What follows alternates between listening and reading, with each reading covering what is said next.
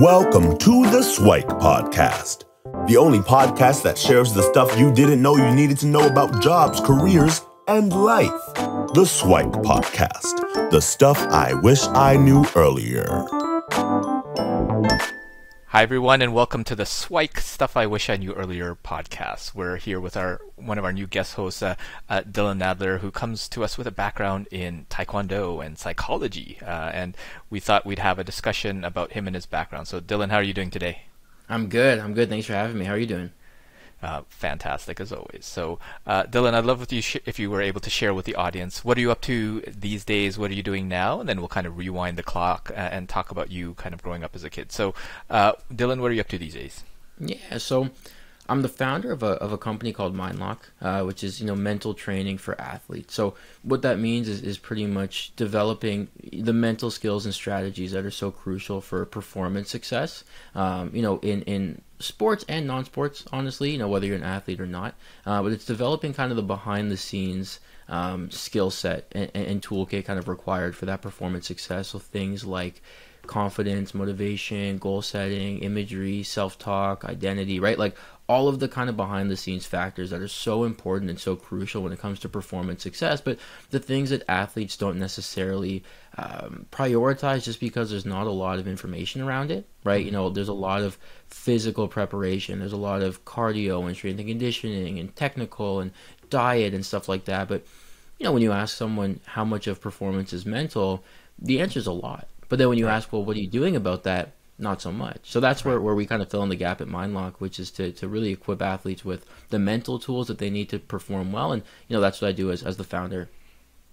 That's amazing, and I think that's so much needed because, I mean, if you think about top performing athletes, like a lot of the physicality is pretty similar, where the strength and the speed and all of that is fairly similar, but it's often that mental game, that dedication, commitment, as you said, can be such a differentiating factor. So, but I love before we kind of dive a little bit more into that is to rewind and go back in time and talk about Dylan growing up. So what was Dylan like as a kid? How did he get to this point? What is maybe one of the earliest childhood memories that you might have?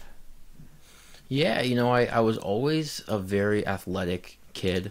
My parents put me in Taekwondo when I was 5. I played house league soccer for all of like elementary school. I was on the school teams, and just very much so. I just love being active. I think I can remember even like preschool days. I think there was like a sport ball or something like that. It was like a different after school thing, and I did that. I always liked to kind of be active, and I was pretty good at it, like whichever kind of sport that I did, and that definitely influenced my interest later on. I wasn't a big school person. I wasn't a big I hung out with my friends a lot, but for me it was mostly just about sports and being competitive. Like even until now, like my whole life, as long as I can remember, I've always been extremely competitive in anything that I do. So it kind of makes sense that being an athlete was the avenue that I chose. But yeah, kind of like what you were saying, from an early age, just kind of committing myself to whatever it was that I did.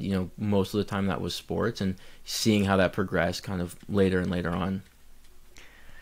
Sounds good. And what were some of the influences along the way? Were a lot of your family members, brothers, sisters, cousins, that sort of thing, were they pretty athletic, or were you kind of the black sheep where everybody was like book smart and studious and you were the sporty one? Or what were some of the influences around you growing up? Yeah, my parents were both like athletic when they were younger. And I think my dad had done Taekwondo for a little bit, but not competitively. I think he was like a big volleyball player and skier. Like he was always an athlete, and same thing with my mom. Like she was always into fitness and stuff like that. And me and my brother kind of had a lot of natural talents just in terms of being fast and being pretty strong, like for our ages at the time and stuff like that. So it kind of, we were an athletic family. Like we'd go to the park as little kids and we'd bring a backpack with like a football and a baseball and a soccer ball, and we would just be there for hours, like just mixing it up with different sports. So I guess like tactile wise and like technically we kind of developed like a skill set for playing sports early on.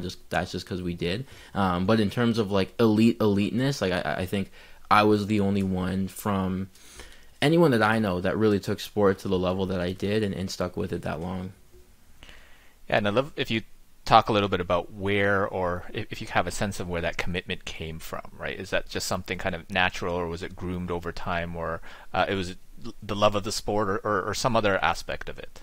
Yeah, I mean, I've always had a pretty like obsessive personality. So if I find something that I like and I'm good at, like it's a wrap at that point. Like I'm gonna stick with it. And I've always been very intense. So even like I was saying with like house league soccer, I mean, house league soccer doesn't matter. I mean, in the grand scheme of things, but I was treating like every game like it was the World Cup. Like for me, like I was just committed. And like I said, if I was good at something and I enjoyed it, you couldn't separate me from it. So when it came to having to make the commitment to choosing Taekwondo, was at a point where I transitioned from a more recreational gym to a high performance one, and with that came more of a commitment. So I had to be training more days a week. I couldn't play the other sports I wanted to. I had to drop out of soccer and not go and try out for school teams. So it was a natural progression of, all right, I'm deciding I'm committing to this.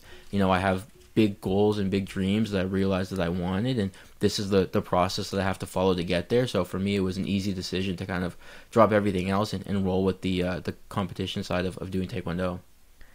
Well, perhaps afterwards it seems like an easy decision, but at that moment it must have been a little bit hard. Can you walk us through a little bit about, okay, was there a point or an actual tipping point to say, like, if I went left, I go into this kind of elite gym where I commit myself to Taekwondo. If I went right, I'm probably just going to be a regular old kid, right? So, Yeah. Can you walk us through that moment in your life? Yeah, so kind of getting into it, like most martial arts gyms or clubs, 90% if not more are recreational, right? So a Yeah. lot of these kind of taekwondo karate schools, they're not meant for creating competitors. They're meant for working people through the curriculum and working them kind of up the belts. And that's where I found myself from ages 5 to 11ish. And I slowly decided, like, man, I loved sparring. I loved just that fighting, and we just never did it, right? So there were moments where I started to kind of lose the passion. I was like, man, I don't want to keep coming here and just going through the motions. Like, I want to spar, I want to fight, I want to compete, and there was just no support for that. I mean, my after begging and begging kind of the masters that were there to tell me, like, where's a tournament, right? They finally told me about a tournament. I went there with my family, and nobody was there, like, from that club. There, it was a huge tournament, and there were people from other clubs, but no one came to support. And my dad had to end up sitting in the coaching chair and, like, trying to tell me what to do. So, that was very much a pivotal moment of, how do I respond to that? Do I take kind of a negative situation like that where there wasn't any support and say, what, screw this, I don't want this anymore? Or do I go the other and say, what, if I could do this and still have fun despite having kind of no support, imagine how fun this gets when I have, like, a whole team around me. So that was a decision of, what do I do? Do I, I've been at this gym my whole life pretty much. Do I just wipe my hands of it and say, what, they can't provide me what I want, it's time for me to move on? Or do I say, this is time for me to kind of take it to the next level and take some risks here and try something new, but take the right step in terms of getting my kind of athletic career to the place that I want? So that was a situation where I could have gone one way or the other, and I decided to lean into, chasing that thing that I was passionate about, which was competing at a high level. And I'm glad that I made that decision. Sounds good. So, but at that point, you're still fairly young. So you're probably, what, like 12, 13 odd years old? Or is it a little bit later when you made that decision? Yeah, this was 2011 January, so I was 12. Okay. And so at that point, like, you're committing yourself, and are you kind of that kid in school who basically misses a whole bunch of classes because you have tournaments and this and that to go to? Is that kind of what it ends up being over the next little while? And you have, like, notes for not completing assignments because you have to go across the country to compete in this and that? Or what was, or were you just, by day you were a regular kid, and by night you were like Taekwondo man or whatever superhero? So I got lucky. I ended up going to a sports school in Markham called Bill Crothers. Okay. I don't know if you've heard of it, but it's a school designed for athletes, pretty much. So it's a public school. It's free to get in, but you have to apply. So it's not like a feeder school for anybody. So you have to kind of be accepted. And I'm grateful that I was there, because it really helped with, like, the flexible schedule that I needed. So, for example, I mean, through high school, like grade 9 to 12. I was missing, like, a significant amount of time to compete, because Taekwondo is such a global, international sport. Yep. Every month or every 2 months we were in a different country competing. So, there was one year, I think it was maybe grade 12, where I think there's like 80 days in the semester or something, and I had 42 absences. So I missed like over 50% of like my final semester, and I was grateful to be in a school that kind of understood. I mean, not to the extent that I needed it to, but I did my best to kind of roll with that. So what I would have to do is I'd have to like, because I was also training 3 times a day, like we would train before school, after school, and at night. So I had no time to do work outside of that. So it forced me to be extremely disciplined and, get to school. And during lunchtime, I would eat my lunch really fast, go to the library, take care of some of the homework I had to do. We had kind of a period at the end of the day where we could do some homework, and a lot of people used it to just talk and relax. But I had to use that as the time because I didn't have any other time to do my work. So it forced me to kind of like adapt or die, right? Like either I can do this and I can be disciplined and make this work, or I can't and I'm kind of screwed. So it really forced me into being disciplined with my studies and taking care of my homework and setting myself up for a point where when I did have to leave to compete, I didn't have to worry about school or bringing textbooks with me because I did all the work behind the scenes to kind of keep it there. Whereas I had teammates that kind of brought their stuff with them, and that, that for me at least, it wouldn't have worked to kind of mix those two at the same time. That's amazing. So it sounds like you were out of school, potentially out of the country, doing a whole bunch of different things on the Taekwondo level. And I'd love if you recall, like, what is the most kind of like, I guess, significant tournament or whatever that you had accomplished. So you're kind of growing up, kind of year by year, advancing up and up and up and up and up. What was there the kind of like first like realization? Hey, I can do this like full time or compete at an elite level. Did you have do you recall what that time was? Yeah, so like I had said a couple times already, I mean, transitioning from a recreational gym to something more competitive, there were a lot of challenges along the way. Coming into a place where I just wasn't as skilled as all of my teammates because they've been doing this for a lot more time on a competitive scale than I had. So I had a lot of catching up to do. And we would go to local tournaments a lot. So, every month we were going to a local tournament kind of within Ontario. And I was always doing well. I just was never winning. I would come second or third. And we had a big kind of provincial games that was, in August. So I started there in January. Provincials were in August. And I was kind of thinking like, man, how am I gonna win this thing if I haven't even won a local game yet? And it was important because it was like a qualification for nationals. But long story short, I competed really well. I won provincials, and then I went to nationals. I won nationals, and then fast forward a couple years, there's a big tournament called the U.S. Open. It's one of the biggest kind of international events, and if you can win that, it's a pretty good indication that like you're good. You know what I mean? Like you're one of the best that there is because it's one of the best tournaments. And I was fortunate enough to win it back to back actually in 2014 and 2015. And I think that made me one of the first Canadians to win that tournament back to back. Wow. So at that moment for me, I was like, all right, like I know what I'm doing here. I'm ready to take this to the next level. I'm very much so on the right path, and if I keep doing what I'm doing, there's no reason why I can't get to what I want. And I would definitely say that turning point was, after winning the U.S. Open once and then winning it back to back and kind of defending that, being like, all right, like, I'm ready for this. That's amazing. So, congratulations on the achievement, and very proud to have you on the show with that. But I'd love if you talk a little bit about kind of that journey after, because now you're at the pinnacle of your career. You can really become kind of that elite level athlete, but obviously that's not what you're doing necessarily now. Well, you're doing something similar, maybe even more important, but I'd love if you talk to us a little bit about the journey from kind of the height of like kind of winning the tournament back to back and where you are now. Yeah, so it's a good point. I think it's an important story. So from there, I still had a few more years after that of competing at a high level and doing well. I mean, I was named captain of Team Canada for Taekwondo. I had gone out and earned a world ranking in the top 40 at a young age. Till I was like maybe 17, 18 against grown men and being ranked in the top 40. In Canada and in this sport, I mean, Taekwondo is not a sport that has a lot that you can get from it kind of like long term. And what I mean by that, it's not a career, right? It's not basketball where when you make it to the NBA and you're set, or even MMA where like you can make the UFC and there's professional leagues. Taekwondo is an amateur sport.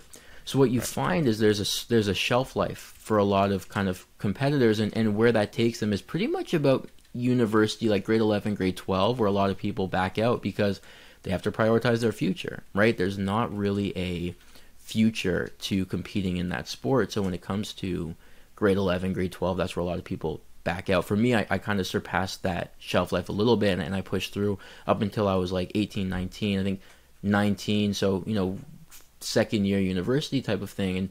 And again, I had to think like, okay, Olympics is 2 years away, right? Or 3 years away. So it's 2017, Tokyo 2020, or as it was supposed to be. And I had to think like, where am I now? Where do I want to go? And what is that going to take from me, right? So I'm like, okay, can I realistically qualify and do well at these Olympics? I genuinely believe that I could. The second part of the question was, at what cost, right? I'm going to have to drop out of school because there's no way I can do both in preparation. I'm going to have to not work. I can't work a job if I'm going to be training full time.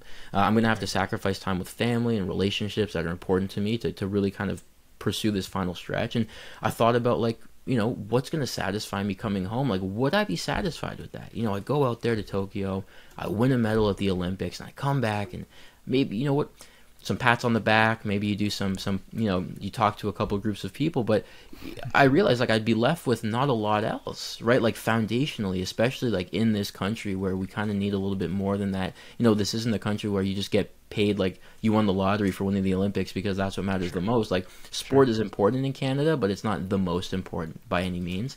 So that was kind of a one of those forks in the road of what do I do? Do I keep doing what I've been doing my entire life and, commit to this final stretch, and I know I can get what I want, but at the risk of losing kind of a lot more? And I decided to go the other way, which is, what? I've had an amazing career. I've learned so much. I've developed as a person. I have no residual injuries or sorenesses or anything like that.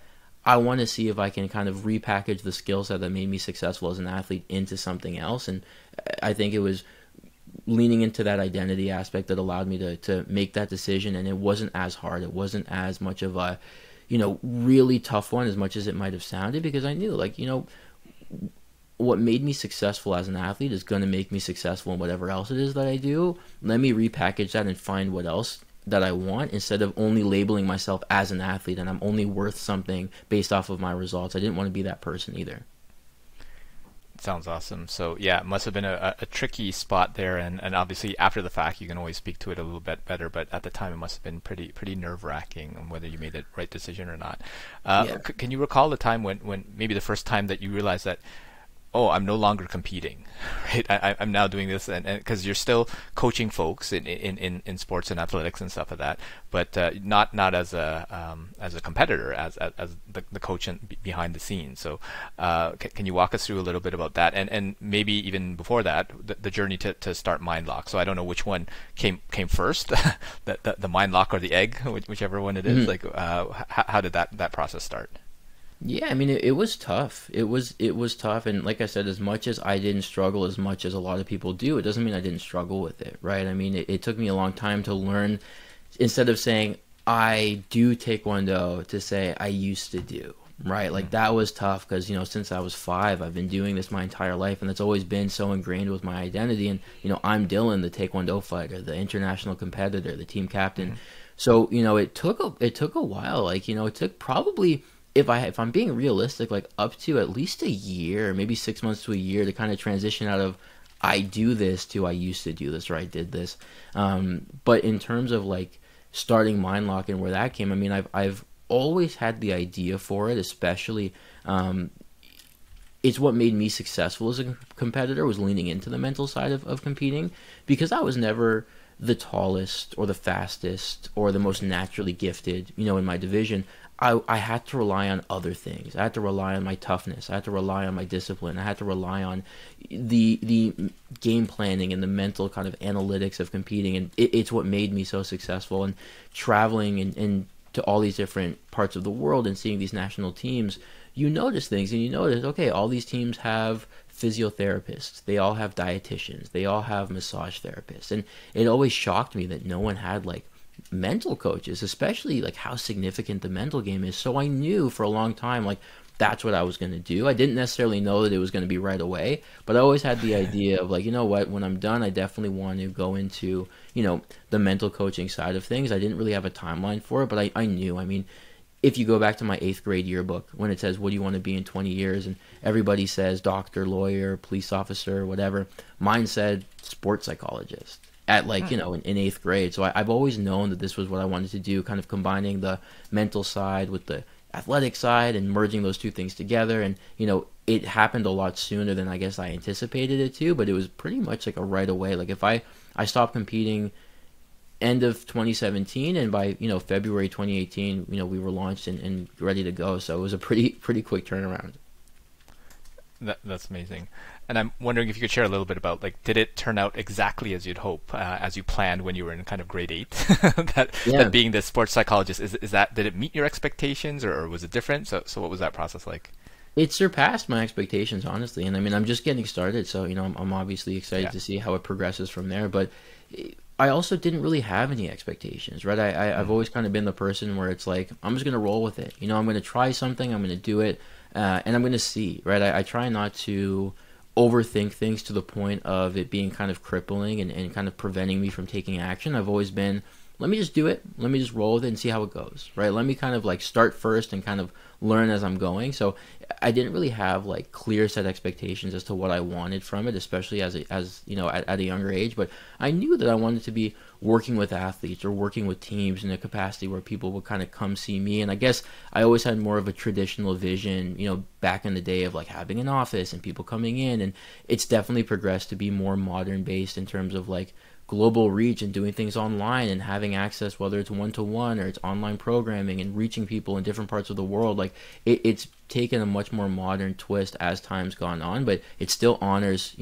what I've always wanted it to be, which is, supporting the next generation of athletes achieve their goals through the mental side of training that was so impactful for me. Sounds good. So presumably you took what you learned in kind of the sports psychology domain and kind of made it your own, because obviously you have some lived experience having gone through it, and then you kind of say, okay, this worked for me, this didn't work for me, and this is what it says in the textbook, and let me kind of piece together all the different things. And obviously you're sharing that with your clients and helping them through that. And if you were to share some from a high level, like some of the things that you would do from a sports psychology perspective for those like budding athletes who want to get a little bit better in the mental game, could you share like a couple of tips or tricks for folks that are looking to get a little bit better in their mental game? Yeah, for sure. I mean, one thing that I always recommend, for athletes is to get a hold of like a training journal and to throw that in your bag and document after every practice. Training is a thing that we do so often and so repetitively, but there's so much value there. Right? Like it's the place where you develop and you learn and you face challenges and obstacles and you overcome them, and to just kind of like, leave it where it is I think a disservice, right? This, because it's so valuable, if we can track that and document that, I think it's huge. So I always advise athletes, get a notebook, throw it in your bag, and when training's done, write down a few things. Write down, number one, what did you do? Number two, how did it feel? And then the third one is, how can it kind of lead to a goal for next practice, right? So you could say, what was the structure of the training? How did it feel? What were things that went really well? What were things that frustrated you and challenged you? And based off of that, how can you use that to set a better goal for next time? And it just allows you to document your progress, to build that self-awareness. And, it honors one of my favorite quotes, which is, you have to collect the dots to connect the dots, right? You have to gather information first in order to be able to take a step back and see what those trends are. But if we're never keeping track of any of that stuff, it just gets kind of washed away. So the ability to gather that data, collect that intel, document your progress, it's something that you can do right away. You can do it today to start. Go to the dollar store, pick up a notebook, pick up a pen, throw it in your bag and get started. And it's one of the most impactful things you can do that doesn't require a lot of kind of investment, time or money. Sounds good. It reminds me of a slightly different quote. I think it comes from Socrates, where it's like an unexamined life is not worth living, where you need to collect the dots, you need to examine the dots and take a look at the dots and then connect them. Otherwise, then it's just like you're going through the motions and it's not as helpful. So I'm sure that you'll have a lot more kind of advice, but I'd love if you shared some of the SWIKE that you'd have with Dylan, I guess young Dylan, as he kind of progressed through his career, his life, at any kind of pivotal points. What are maybe 2 or 3 pieces of SWIKE that you'd share with yourself? Yeah, for sure. I think it's an important question. The first one I would say is to be persistent, but to also know when to move on, right? I've always had that persistence, and I think it's helped me a lot of the time. I mean, even if it's just reaching out to someone or, sending a DM, maybe they don't answer right away. Maybe you try again, and, maybe the third or fourth time is when it works. Like, oh, hey, yeah, sorry about that. I was busy. Like, okay, what's going on? So be persistent and don't give up early, but at the same time, don't beat a dead horse. Like, if you know it's not going to work, I've definitely been guilty of, like, trying, like, to really force something to happen that's just not there. And at the end of the day, you don't really want that. Like, whether it's a client or whether it's a deal or whether it's something else, like, anything that you really have to kind of drag along the way, it's not going to be really fruitful anyway. So trying to balance, like, be persistent and don't give up prematurely. But when you kind of recognize that it's just not there for you in the way that you think it is, save the energy, move on, because the next opportunity is waiting. You don't want to get too caught up in trying to force something that's not there, right? So that's one. Number two is I would definitely say to prioritize organization at, like, a structural level early on. It's easy to build bad habits when you don't need them to be great, right? So, like, you don't need a system necessarily when you only have, like, one or two clients. You're only working for a few hours a week. You don't need a system. You can get away with kind of doing it a little bit easier. But when you start to scale and things grow, you never want to be in a position where, you're almost outscaling your own structure and organization. So you want to make sure that you're definitely organized enough when you don't need to be, so that when you need to be, it's there, right? You don't want to kind of work backwards and, like, oh my God, I'm busy now. Now I have to kind of come up with a system to manage this. Like, manage it first. Figure out a structure that works, figure out a system that you're comfortable with, and then you can start to support some of that weight of scaling. But it's hard to do both of those things at the same time. So think about structure and foundation first to support the scale instead of doing it the other way around. And then the last one is actually interesting because I'm at a point, obviously, in my life and my career where I feel like at times I've lived two lives. Like, I've lived an entire life as an athlete, and I've learned all these lessons as an athlete, and now I'm almost resetting in business, in entrepreneurship, and it's kind of like a new chapter. And one of the things that, I guess I wish I knew earlier, but I was also very mindful of applying now, was enjoying the small wins and letting myself be comfortable with that. As an athlete, I never did that. I never took time and patted myself on the back because there's always the next thing, right? Even going back to what I was saying before with the US Open and stuff, I never even took a second to be like, yeah, that was really cool. Never. It was always, what's next? There's this mentality of, like, if I take time and reflect, I'm, like, losing my momentum and I'm slowing myself down. It's not the case, right? So I was able to accomplish a lot without giving myself kind of the credit and taking some time and being proud of myself and appreciating those small wins. And it's something that I kind of regretted at the end of, like, I probably could have celebrated a little bit more as it went on, and it would have been enjoyable. So as I transitioned into entrepreneurship and business, that was a goal I had set for myself, which is I want to do that now. I want to appreciate the small wins. I want to kind of celebrate the small stuff a little bit more, because I'll get there. Like, when it comes to being successful, it's the same thing. I've always had this belief of being successful in whichever thing that I do, but it doesn't mean that you have to be miserable the entire way. It's not going to be glamorous. It's not going to be fun the whole time. It's not as cool as it looks on social media, but at the same time, the same way that I, achieved the goals that I wanted in sport and could have kind of enjoyed the process a little bit more, I knew that, like, I'm going to achieve the things that I want in entrepreneurship and business. Let me enjoy the ride along the way. And it was actually something that, because I had kind of learned from myself in my athletic career, I was able to apply it further. So it's kind of something that I wish that I knew earlier and had an opportunity to apply. So it's kind of a cool metric there.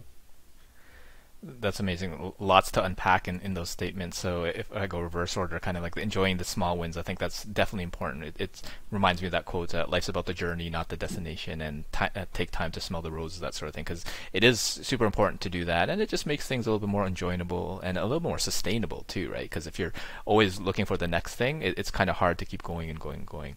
On the organization and structure, I'm reminded of the expression, discipline equals freedom, right? For a lot of people, when they do things like ad hoc, they spend extra time doing it, whereas if you put a structure and put some discipline ahead of time, then you have a lot more time to do the important stuff that you can figure out later on.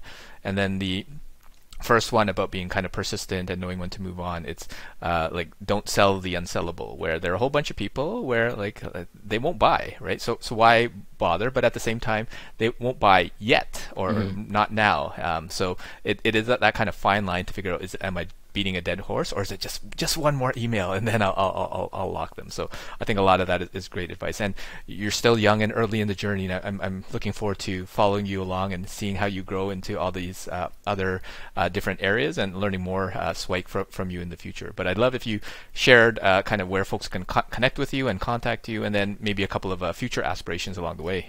Yeah, for sure. So, we're a lot of everything's on Instagram. So either my personal one, which is, at Dylan Nadler with an underscore, or the MindLock one, which is at MindLock with an underscore at the end. We do a lot on Instagram, and it's a great place to kind of check out what we do, see who we work with, see some highlights. Like, it's a pretty cool, almost portfolio of showcasing what we do at MindLock. So that's on the Instagram page. I've been trying to get more active on LinkedIn, just on my personal page of Dylan Nadler, trying to get, posting some more longer form posts and getting into articles and blogs and stuff like that, kind of double clicking into more kind of specific concepts which are important.